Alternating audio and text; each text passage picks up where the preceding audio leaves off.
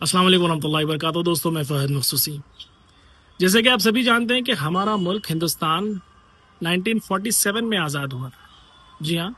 और उसके कुछ सालों बाद एक छोटा सा वाक़या होता है जो मैं आप लोगों को सुनाना चाहता हूँ कि एक 15-16 साल का यंग लड़का होता है। वो कुछ किताबों में अपने स्कूल की पढ़ता है कि किस तरह से वेस्ट में डेवलपमेंट हो रहा है, किस तरह से ब्रिटिश हुकूमत जो करता था हिंदुस्तान के ऊपर, उनकी कंट्रीज में किस तरह से डेवलपमेंट हो रहे हैं, कैसे इंफ्रास्ट्रक्चर बन रहे हैं, कैसे स्कूल और हेल्थ केयर के ऊपर काम किया जा रहा है, कैसे ह्यूमन वेलफेयर के ऊपर काम किया जा रहा है। तो इन सभी चीज़ों को देखने के बाद वो आके अपने गांव के लोगों को बोलता है कि भाई हमारे पास क्यों अच्छी सड़कें नहीं है, हमारे पास क्यों स्कूल ऐसे नहीं जहाँ पे स्टूडेंट्स बेंचेस पे बैठने के काबिल हो, क्यों हमारे पास ऐसा हॉस्पिटल नहीं जहाँ पे हमारे जो है ना हमारे इलाज अच्छे से हो सके।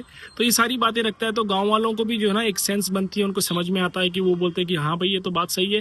तो हमारे गाँव के डेवलपमेंट का फंड तो हमारे मुखिया के पास आता है, चलो गाँव के मुखिया के पास जाते हैं। तो जब वो गाँव के मुखिया के पास जाते हैं तो गाँव का मुखिया एकदम से नाराज हो जाता है और डांटने लगता है उन लोगों को, बोलता है कि दोबारा से ये डेवलपमेंट वाली ये सब बातें नहीं करना, चलो निकलो यहाँ से, और उन्हें वहां से डांट फटकार कर भिजा देता है।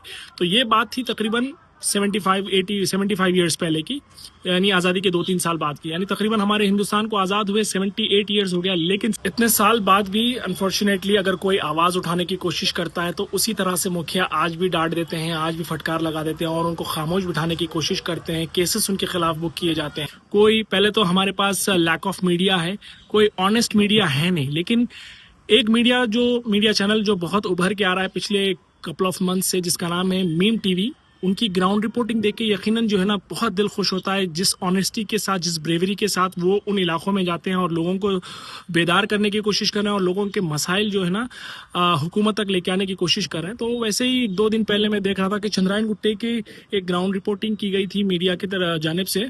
और जैसे ही ग्राउंड रिपोर्टिंग होती है उसके अगले दिन वो जो लोग आगे बढ़ के आए थे, अपने मसाइल बताए थे, उनके जरिए से उनको फोर्स करके मीम टीवी के ऊपर कुछ केसेस बुक करवाए के ऐसा पता चला।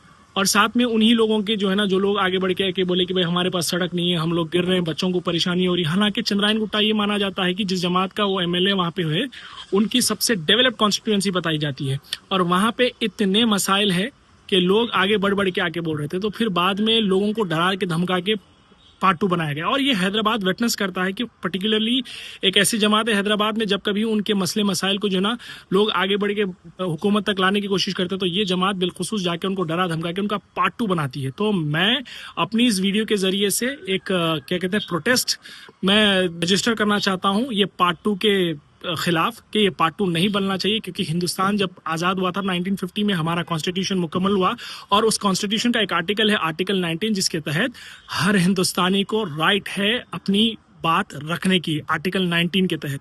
तो उम्मीद करता हूं कि मेरी इस वीडियो को शेयर करेंगे और लोग आगे बढ़ के आएंगे और इस पार्ट 2 के जो ना जो भी ये पार्ट 2 चल रहा है इसके खिलाफ कैंपेन चलाएंगे कि ये पार्ट 2 बंद होना चाहिए। एंड मैं मुबारकबाद देता हूँ मीम टीवी और उनकी सारी टीम को कि hats off to your bravery, hats off to your honest journalism. Thank you very much.